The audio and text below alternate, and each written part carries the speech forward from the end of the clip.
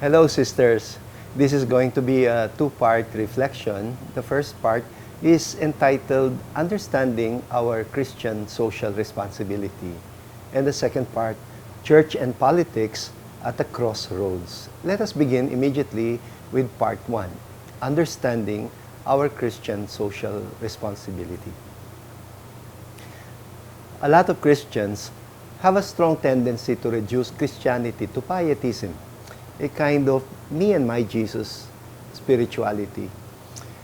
A few months ago, I was asked by a lay organization to enlighten them on how the laity can effectively support the Catholic Church on her stand on the present-day moral and social issues. I began by expressing my uneasiness about the question itself. I said, "You're asking me how you can support the Catholic Church." I said, "But you are part of the Catholic Church." There is that very strong tendency nowadays when people ask about the stand of the Catholic Church, they usually always refer to the hierarchy. No, the Catholic Church, it's not only the hierarchy. The role of the hierarchy is to serve as spiritual and moral leaders, to form consciences according to the gospel and the social teachings of the Church. I said, the challenge to you lay people, especially young people, is to take a lead in participating towards nation building through politics, business, education, science and technology, etc. Informed, of course, by the gospel and the social teachings of the Church. So what I did was I invited them, first of all, to listen to two voices from below and two voices from the leadership. First, a voice from the young blood article, and the second is an opinion statement from the doctors, and you probably read that recently yourselves. And then from there, I invited them to listen to two other voices from those in positions of leadership. First, from the recent CBCP pastoral letter in July of 2016, and second, from a recent Supreme Court ruling. So let me start with the first voice, what I call the first voice from below. And I'm referring to a Young Blood article that was written by a certain Paul David Cruz. And I thought it was a cry of desperation, It was entitled, "So What If I Don't Want to Be a Filipino Anymore?" It really caught my attention because it has a very intriguing title. It is a voice that I call a despairing voice because it does not see any future for young Filipino people given the present circumstances in the Philippine society. In that article, he started by saying, "I hate that I was born a Filipino."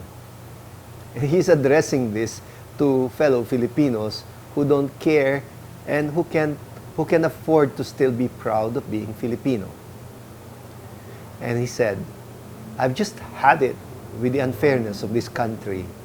First of all, the blatant disregard by its leaders for the basic services of their constituents, which their constituents rightly deserve, of the incessant and indefatigable corruption permeating," he said, "every corner. Secondly, of the rank stench of hopelessness wafting from bad dreams and expectations caused by the motherland's very own children. But if I do not get the first opportunity," he said, "to work and to become a citizen somewhere except here in this country, you best believe I'm taking the earliest flight out. If you don't see what's wrong with this country, you are either from a privileged background with your safety nets to catch you when the crap hits the fan, or far worse, a person who is deluding himself into thinking everything is fine, even when your home is already being engulfed in flames." And so he says, who cares? Who cares if we have the highest number of people being encouraged to live by our very own government, imported and packaged as overseas Filipino workers because there are no opportunities for us here, right? He says. And then second, who cares, he said, if we have crime and oppression as part of our daily lives, cowed into submission not just by abusive authorities, but by a desperation to survive so strong and tangible that it might as well be an actual person. And thirdly, who cares, he says, that we have been sold to another country by a group of people with only their interests in mind. And fourthly, who cares that we have been essentially left to fend for ourselves during a pandemic that's not going away anytime soon, with healthcare workers already tapping out due to fear and stress, but are told to shut up because apparently they're not contributing hard enough, not sacrificing hard enough, not dying in vain hard enough. Who cares, right? Surely you don't mind. That's why you're still proud to be Filipino. You know, I was really disturbed when I read that article, you know, and I think the man who wrote it was only around 20-something years old, very young man, no? It was really a cry of desperation. Now the second voice from below. And this was the statement released by doctors as a follow-up to the call for a time-out. Time-out daw muna. You know, and it was entitled Second Opinion, How to Address the COVID Pandemic Properly. Let me quote directly from them. They said, we join our colleagues, and they're referring to fellow health workers, especially fellow doctors. No? We join our colleagues in the urgent, real, and valid demand for a time out amid the rising tide of COVID-19 cases. However, we advise against reverting back to any Duterte-style enhanced community quarantine or lockdown.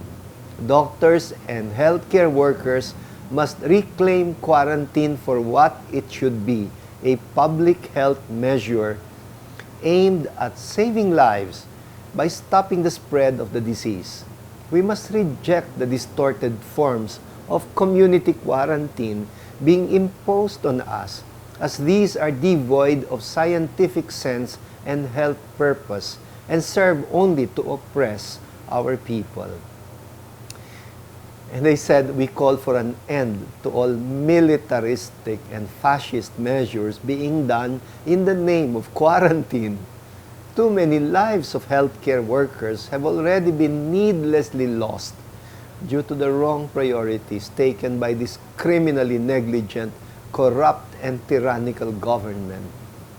To honor our fallen colleagues is to demand a radical shift from the present blundering response to a more scientific, public health, and pro-people response. And here is their call, highlighting three of their points focusing on the 6 pillars of the healthcare system. First, leadership. They're asking for the immediate removal of the health secretary and all of the general czars, infesting the IATF. They're demanding that they be replaced with team players from health and related fields who will immediately undertake a unified plan of action under a centralized leadership. Ensuring the continuity of care from the primary to the tertiary levels and between public and private health facilities and the provision of services for both COVID-19 and non-COVID-19 patients.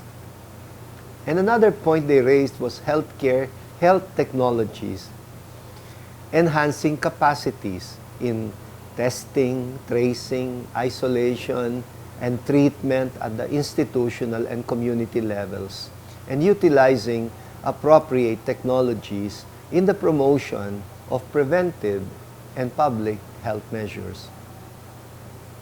And so from here, I invited the young people I was talking to listen to two voices from those in positions of leadership. And so the third voice, that we will listen to is the pastoral statement of the Catholic Bishops' Conference of the Philippines, and the fourth is going to be the voice from the Supreme Court. So let's take a look now at what I call the voice from the pastoral and spiritual and moral leaders of this country. The statement was released, and it was called a call to prayer, and published on the day of the feast of Our Lady of Mount Carmel, July 16, 2020. And I'm sure you read it yourselves. But let me just quote some portions of this pastoral statement. We said, "We are alarmed about the signing into law of the Anti-Terror Act of 2020. The political pressure from above seemed to weigh more heavily on our legislators than the voices from below. It only made more evident the blurring of lines between the legislative and the executive branches of our government. Have we not heard of people active in social advocacies who are accused of being communists? Have we forgotten the bishops, the priests, and religious who were included among those falsely charged by the PNP with crimes of sedition, inciting to sedition? Are we not aware of the thousands of people who have been killed in police operations on the basis of mere suspicion of involvement in criminality and illegal drugs? Have we not followed the news about Senator Laila de Lima, who continues to languish in jail, also on the basis of mere allegations? Have we not heard of media personalities being harassed by a multitude of criminal charges? Have we not felt the chilling effect of the closure of the country's biggest broadcast network, the ABS-CBN, after being denied renewal of its franchise? Is it not evident to us how this pattern of intimidation creates an atmosphere that is detrimental to the freedom of expression in our country? So, while a semblance of democracy seems to be still in place, and our democratic institutions somehow are continuing to function, we are already like the proverbial frog swimming in a pot of slowly boiling water. That was the voice of your bishops. And it was a collective voice. And now, a fourth voice came straight from the Supreme Court in reply to the issue of warrantless searches on vehicles and homes and warrantless arrests in the context of the government's drug war. Listen to the ruling that was penned by Supreme Court Justice Kagiwa.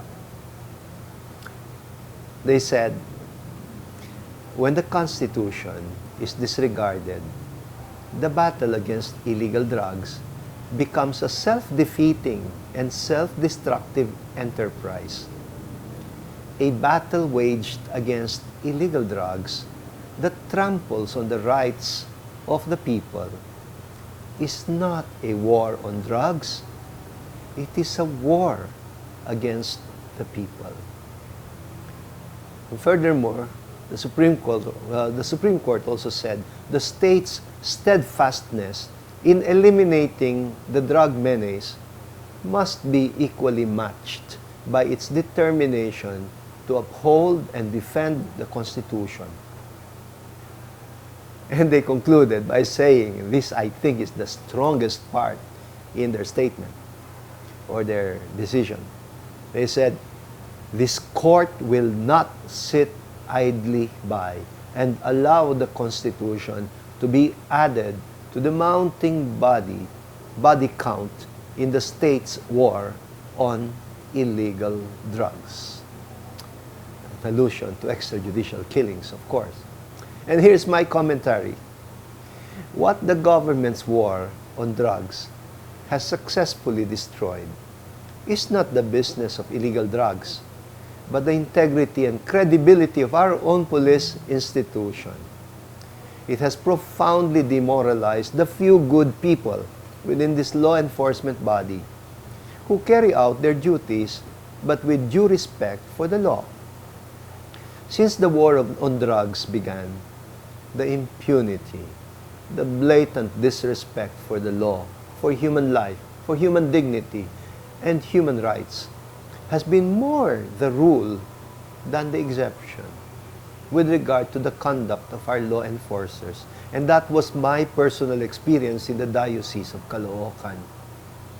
The recent cases of police brutality in the United States actually pale out. Walang sinabi yan. Consider, if we are to compare them with the brutalities of our own police, in the manner in which they have carried out the war against illegal drugs in the past 4 years. It's about time that we heard from our own magistrates, the Supreme Court justices, what the people themselves have been saying with muffled voices.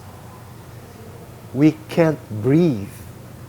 And instead of the lives or Black Lives Matter, I think our version of that should be the lives of the poor do matter. The writings on the walls are loud and clear.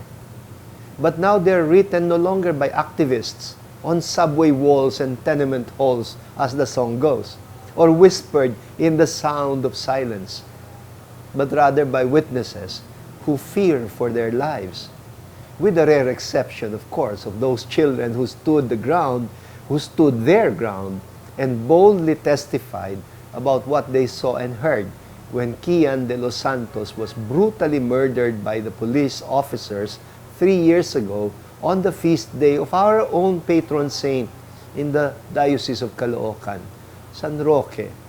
And that happened on August 16, 2017. I even put up a stone marker in front of the Cathedral of San Roque as, in memory of the many victims of extrajudicial killings in our country related to the drug war. Do you remember the famous words, "Please, sir, I still have a test tomorrow"? I think yun ang mas malapit na equivalent ng "Please, sir, I cannot breathe." It was Kian's voice, "Please, sir, I have a test tomorrow." Now the words are written by our own Supreme Court justices who, thankfully, are mastering the courage. Sana lumakas talaga yung loob nila. The courage to behave as an independent and co-equal branch of government in a supposedly democratic nation we call Pilipinas nating mahal. Let me now conclude this first part of my reflection. I ended my interaction with that lay organization with a challenge in answer to the question, what are you already doing now in preparation for 2022, the transition? And I'm referring to the forthcoming national elections again. Because in the same way that we were overtaken in 2016, I think we are going to be overtaken again in 2022 if the citizens do not consciously prepare themselves. And so I shared with these lay people an old article which I posted on my Facebook page in April of 2016, just 1 month before the national elections in May of 2016. So I said this early, we should be making sure that we get the kind of leaders we deserve. How do we educate people so that they focus not on finding a strong man acting like a misguided messiah, but rather on strong institutions of democracy?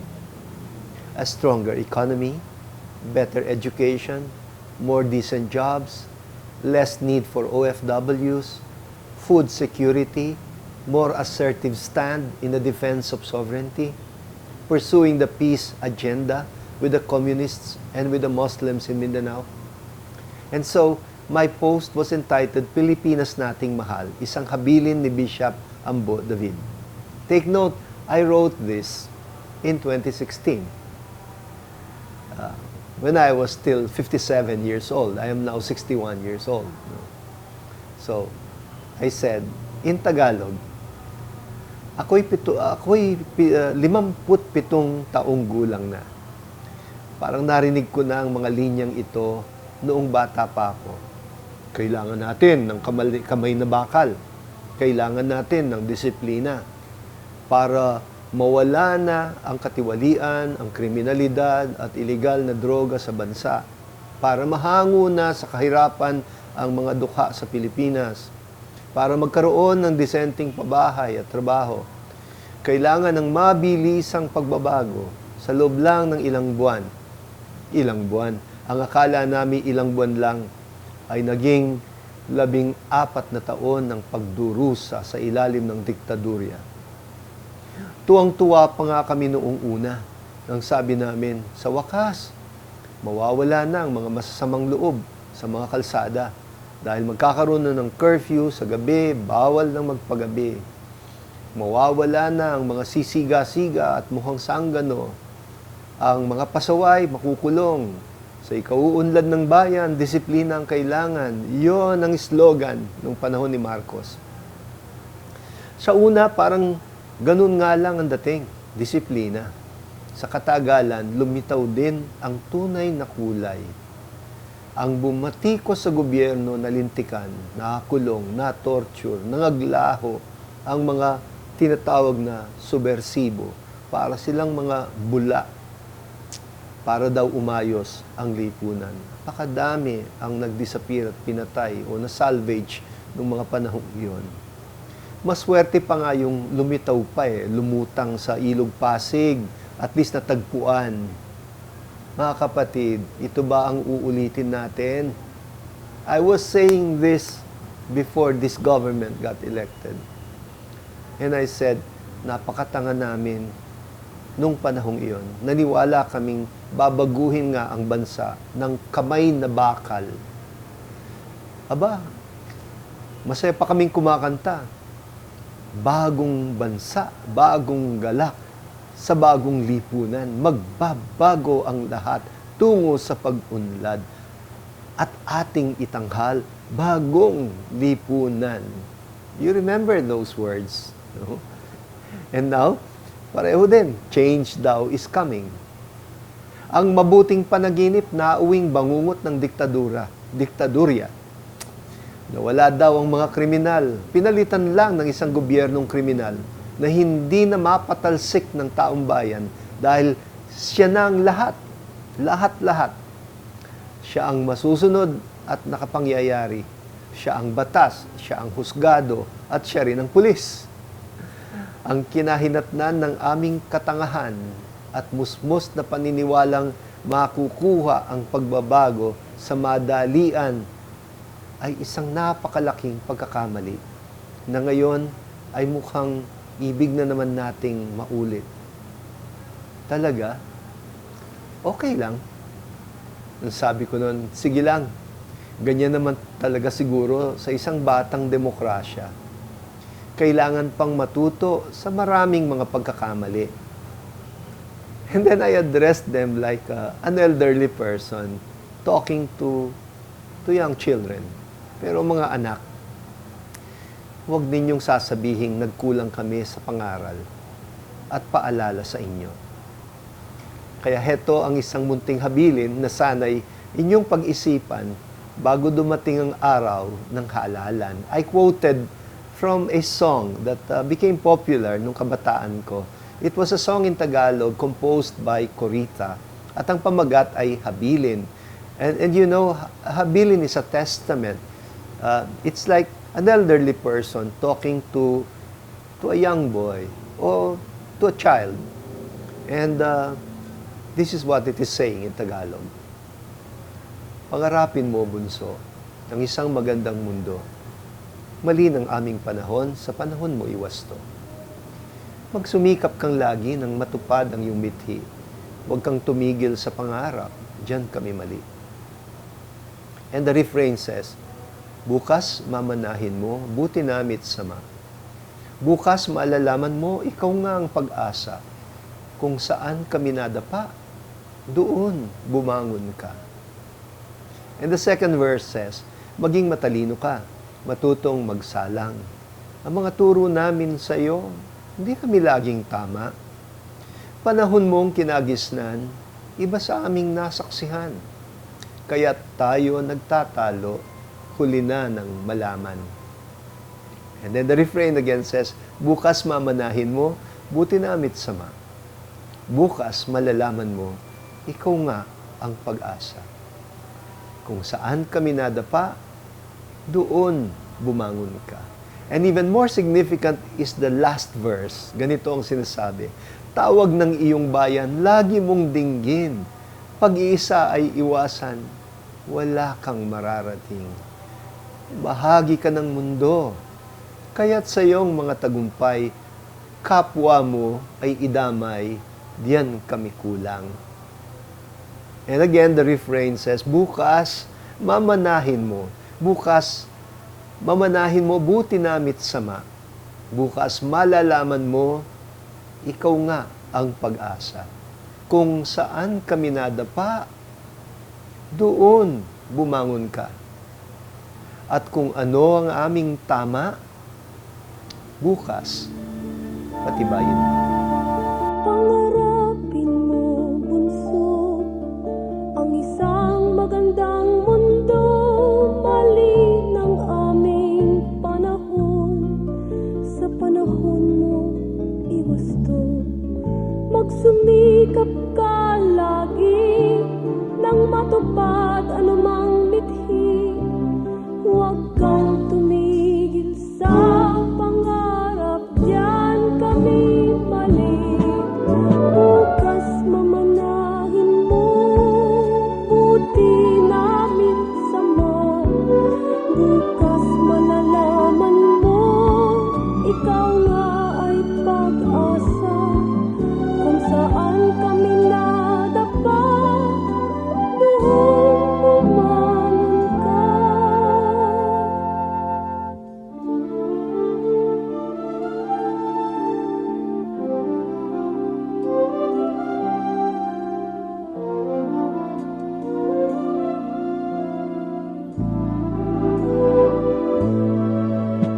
Maging matalino ka, matutong magsala, mga turo namin sa'yo. Di kami laging tama, panahon mong kinagisnan, iba sa'ming nasaksihan. Kaya't tayo'y nagtatalo, huli na ng malaman. Bukas mamanahin mo, buti namit sama. Bukas malalaman mo, ikaw nga ay pag-asa. Kung saan kami nadapa, doon bumangon ka. Doon bumangon ka. Doon bumangon ka. Tawag ng iyong bayan, lagi mong dinggin. Pag-iisa'y iwasan, wala kang mararating.